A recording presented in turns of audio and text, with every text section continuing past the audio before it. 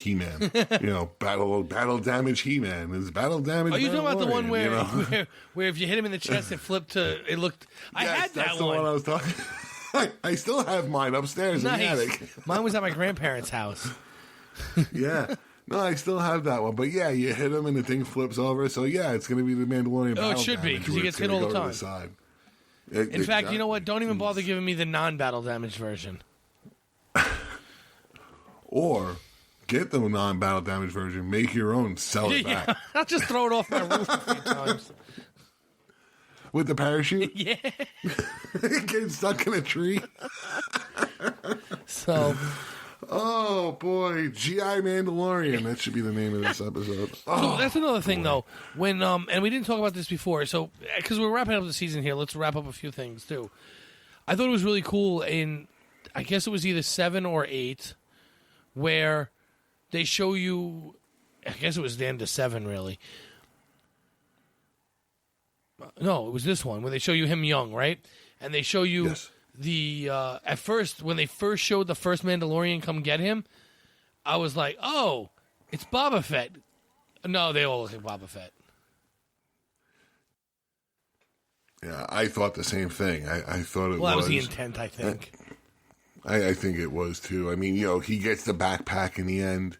Yeah, he does get the backpack. He gets the backpack in the end, and he's like, I don't know how to use it. You have to read the instructions first, yeah. But, he gets the backpack, he puts it on, and he becomes, it's read the instructions. No, I don't have time. Boost up in the air, and I'll take care of everything and come back down. But yet his cape is not burnt. No, because apparently nothing on a Mandalorian can get destroyed, otherwise he'd be dead. But then that wouldn't be a cape. Well, it's fire retardant. It would be a circular piece of aluminum put on his back. No, it's more like NASCAR drivers' uniforms. Flame retardant. Yes. The one good thing the high priestess did before everything else is, I'm going to give you this flame retardant cape. Yeah, yes, for one day down the road when I finally give you a jetpack. And here it is. Look, it's what you've been waiting for. But apparently there's some mysticism to having this jetpack, though. Not all Mandalorian. You have to earn it. Yeah, and that's a good question too. What is it that he's earned, though? And what is it that he's earned? Is it the fact that he's become a certain type of Mandalorian because he's no longer the rookie, so he gets an award? Here's a backpack, Right. It seems like so. All right.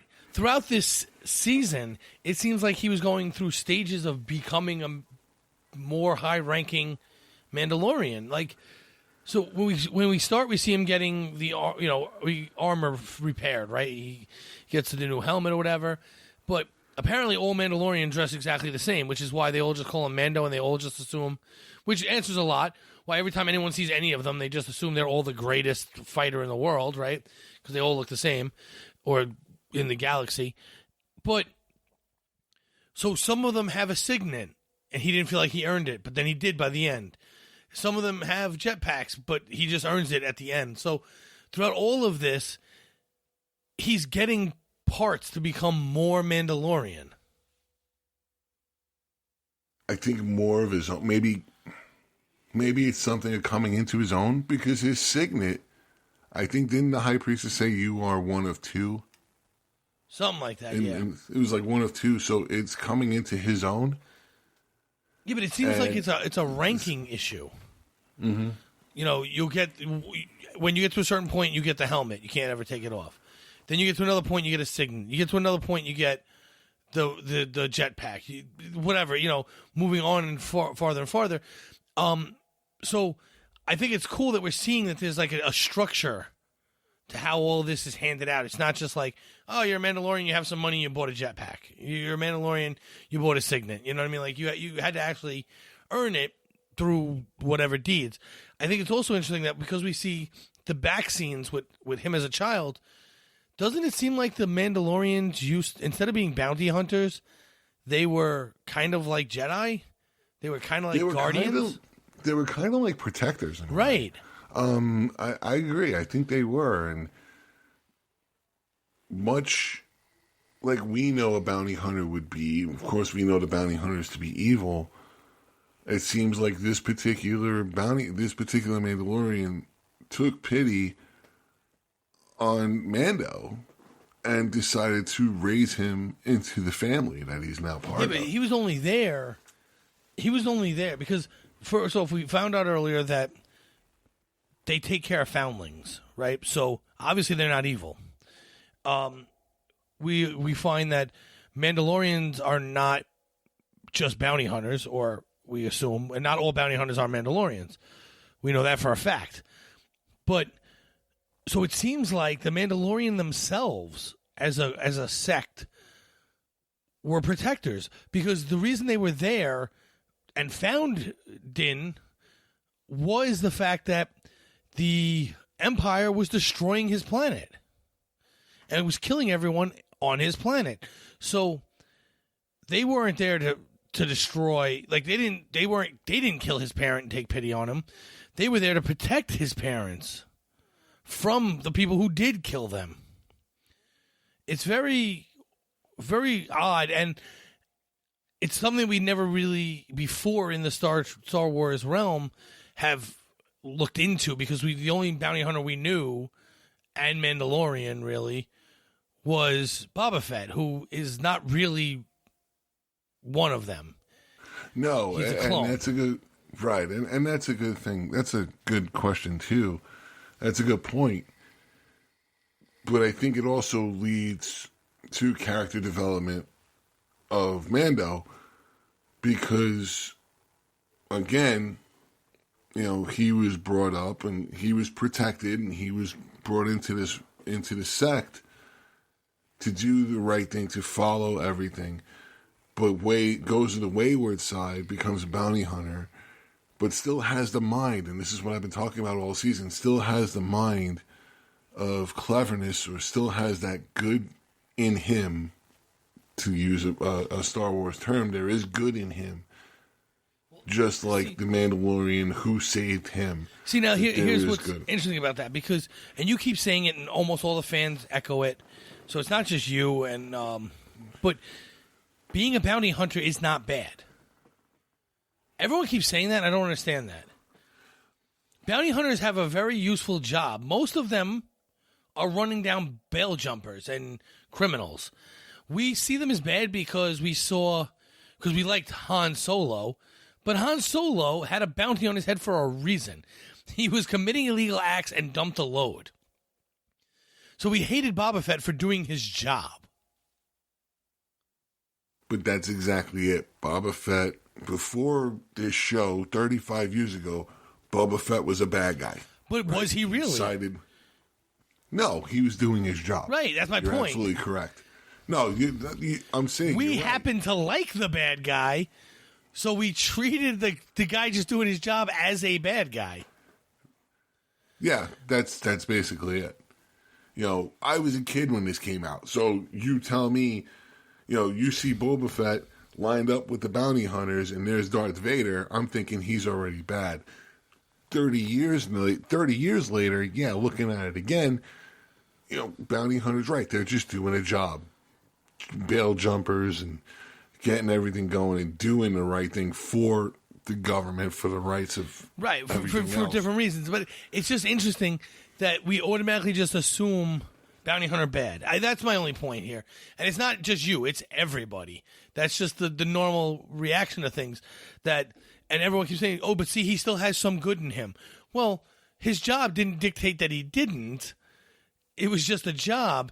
And what I find more interesting is that there's still some bad in him. That's what I find interesting. The exact opposite of what all of you find is that his parents were killed. He was taken under someone's wing. He was showed compassion. He was raised in this religion.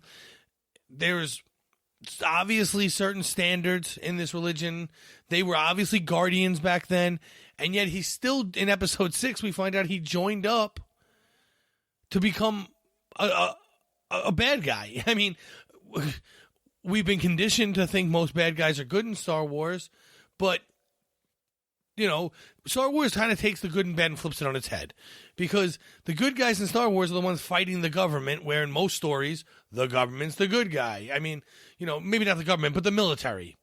The government's usually always the bad guy everywhere. However, the military, which would be the force of the government, is typically in the movies the good guy.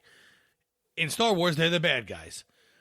The bounty hunters, who are just running down a guy who had a bounty on his head from an even worse guy, but Han Solo was a bad guy. I mean, he was a smuggler, but what was he smuggling? Oh, he's smuggling things past the Empire, so he's good again. We've kind of flipped this good and bad on its head, and where that becomes a little bit of a problem is when it comes to a character like Mandalorian or or Mando or Din Djarin, where you can't really tell where to put him anymore. Because he's a bounty hunter like Boba Fett, but he's a good guy. It's water cooler talk. That's what it is. It's something for discussion. Like you says, it's not just me, it's everybody else. We're all talking about it. But all the same, you're right. What is good, what is bad is all up to interpretation. Extremely. And I think that's extremely. And I think it's going to make for a great discussion, and who knows, it may make for better character development down the road. Right. Let's take an example, for instance. USA, before it's the USA, right? We dump tea in a harbor, right? So we have the Boston Tea Party. Well, to the English, we were the bad guys. But to us, we're the good guys. Star Wars takes that approach. They're the America in this story, right? So it's all perspective, because who we consider revolutionary would be considered terrorist by the English government at the time. And our revolutionaries would consider the English government to be terrorists. No, I agree. I agree. I don't see. I see. Seeing your point. Yeah. I see where you're thinking what's bad is the good part about him. I think what's good is the good part about him. But there's how many facets to an individual. And this is what makes the individual who he is, and that's what makes for character development. Right, and what makes for a great story in this particular instance is our character doesn't fit into either one of those two categories. No, he's always flipping coins. Right, he's always flipping sides. The Empire's gone now, but he's not part of the Empire, but he's also not really part of the rebellion. He's somewhere waving in the middle, which is kind of where Han was before we meet Han in episode 4, right? So he's kind of wavering in the middle, swaying back and forth depending on who's paying the bills at the moment. And we see that played out in these short episodes, 8 episodes though. We see him kind of wavering all the time, us thinking he's the good guy though. At no point did we think he's the bad guy, except for the very brief short period where he handed over Baby Yoda. He was our hero. No, you're absolutely looking at it now, taking 8 episodes. You're absolutely right. It's perception, but it's water cooler talk. It's something for us to think about. It's something for us to talk about. It's something for us to discuss. And listeners, let us know what you think. Is Mando good? Is Mando bad? Let us know. We'd love to discuss it. Right. Is Mando more complicated than a simple good or bad? Because people are more complicated than good or bad. Stories typically... I was just going to say that life isn't always 2 sides of a coin. Nope. There's always sometimes that third, it's a 20-sided die. Yeah, and in the game of roulette, it's not always red or black. There's always the green. Oh, man. It only lands on that when I don't pay for it. Now they have 000. But that's beside the point. Do they? Okay? In most places, they added another spot? They added another spot. I give up. I'll have to show you.